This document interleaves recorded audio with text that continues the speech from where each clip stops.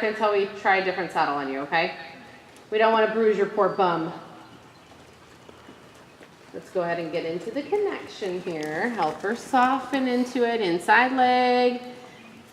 Like I said, don't be afraid to use that inside rein. Like when she's coming along here, yes, put that leg on and go, whoop, swing that leg or swing that rein around, but make sure you're there to support it with the outside. That's the key there. We want her to know that you're going to be there to support her so that she doesn't just yank into a fortune cookie frame, right? Go, I want you in this hand here, little half halts, and you can bring and swing that inside wide and put that inside leg on her. Driving from the rib cage and the tail. Move her tail. When you think about the hind end, you're way more likely to use your body correctly. There you go, kiddo. That was a much better circle. Did you feel a little different there? Do it again. Turn her tail. Think about the tail. There you go, kiddo. And the other thing too, from my perspective, I can tell when she's finally starting to relax at the rib and actually engage a bend, because guess what her tail does? It becomes a rudder, right? The tail starts to cock slightly to the right or to the left, depending on the direction you're going. So it works very well once you start thinking about her driving specifically from the hind. And I know we've all heard it like, oh, drive the horse from the hind end, but you really have to like give yourself more of a visual in your head. Like, I want her tail to tip inward, and I'm going to push her butt away from the center of this circle. When you give yourself a little firmer, like, visual of what you want, it's a little easier to make it happen instead of just saying, drive, drive, drive. Okay, engage her into it. Change your direction here. Soft and supple, bending and changing. Helping her relax into the new outside support. Circle and turn that tail away from the center of the circle. Support the outside so her shoulder doesn't pop out. Hands stay low and elastic. Always thinking elastic. You can have strong elastic, right? It doesn't mean you're like a piece of slime, right? You're elastic, you're strong, just like on that girth.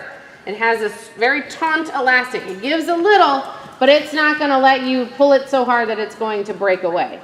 Soften, soften, soften. Get a little demanding there. Inside leg, outside half halt. Over. Big trot.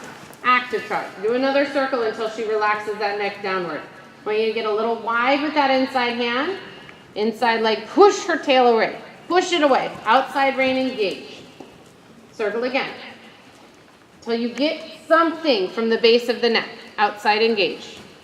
There you go, a little bit. You're still grabbing and dropping, grabbing and dropping. Relax through the elbow and think, I need to stay connected. Circle until she gives you some kind of release through her lower part of her neck. So I want you to really very, very much focus on the tail turning and that she softens through the base of her neck. Don't worry about her head. I want you to think about the base structure of her neck, where the shoulder and the neck connect. That's where I want you to think she has to soften. Right now, you're pulling her head way around. Oh, yeah. Careful there. Okay. Back together. Good girl. So be careful. I was just going to say, you're pulling her head and neck way around, which is causing her to stumble on that shoulder quite a bit. So I want you to think, straighten out that neck, straighten out her head to her shoulder, and turn her tail. Get a little demanding about it at this point. You get what I'm saying where I say don't just turn her head, right? Okay, change your direction again. Keep her neck and her head just a little straighter.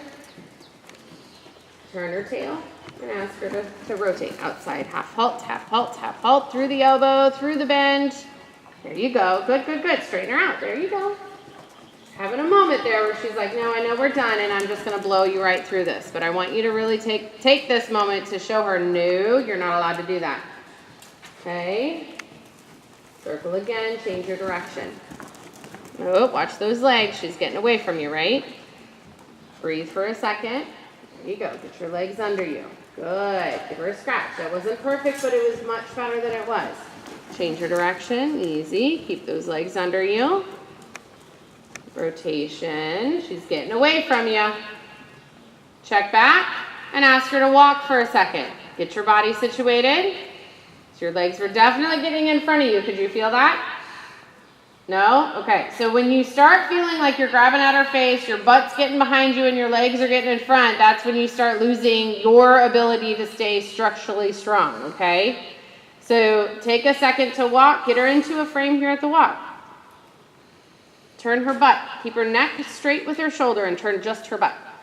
Scoot your butt, scoot your seat, soften her through, easy, there you go. Correction, but don't stay stiff.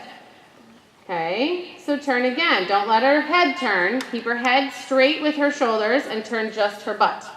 Outside rein support so she doesn't just turn her head. Okay, turn again. Go the opposite way. I don't want to see her neck turn. I want to see her butt turn. There you go. Good. Asking her to relax and soften. Give her the opportunity to soften into those hands. So give her just a tiny bit of rein. Hands up and together. Good. Asking her to soften the base of the neck. Good girl.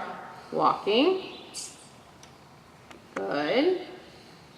It's hard because you have a very opinionated horse, right? She's kind of set in her way. She's a typical mare.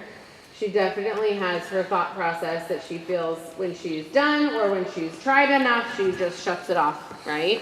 And she tends to get a little bit opinionated about what you're doing. Good girl. Change your direction again. Turn her from her tail. Outside support, support. There you go, kiddo. Good girl. Good. Give her a scratch. So especially at the end of the ride when you know that both of you guys are getting tired, she's mentally saying she's done and checking out. Look for those little successes so that you're ending on a good note and not blowing her past for another 20 minutes and then you're both just physically exhausted and just very shut down. You get what I'm saying? We all have our point of, okay, I've done enough, right? And she's very clear when she's had that point done.